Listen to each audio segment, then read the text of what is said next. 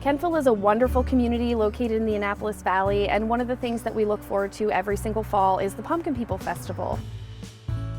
You know it's Pumpkin People time in the Valley as soon as October hits. Kentville is the official home of all Pumpkin People displays, but people in our area are generally aware that these guys exist and that they crop up each season. You can check them out in the town of Kentville from the beginning of October right until the last Friday before Halloween.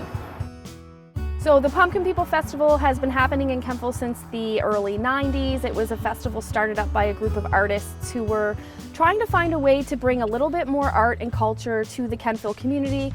It was highly supported by the business community of the day, sponsored by the provincial government through the Main Street program, I believe.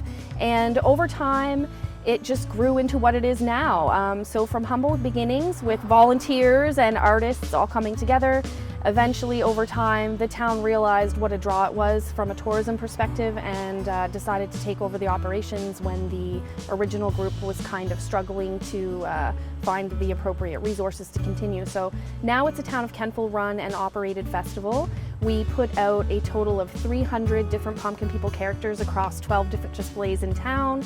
We have a different theme each year. That's really fun.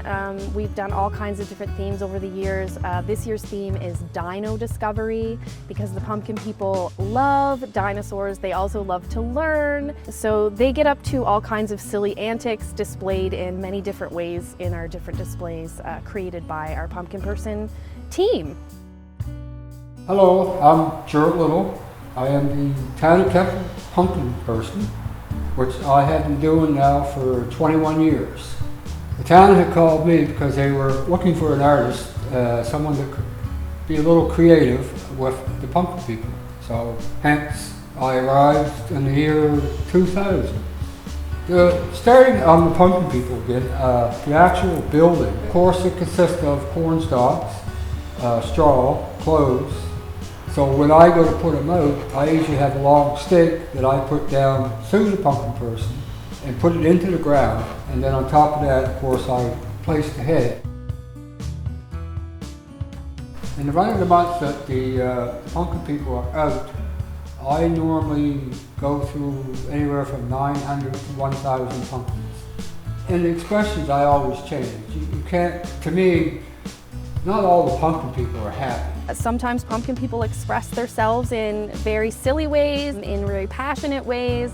They do what they do, they live how they live, and we hope that everybody in Kentville feels like they can do that too.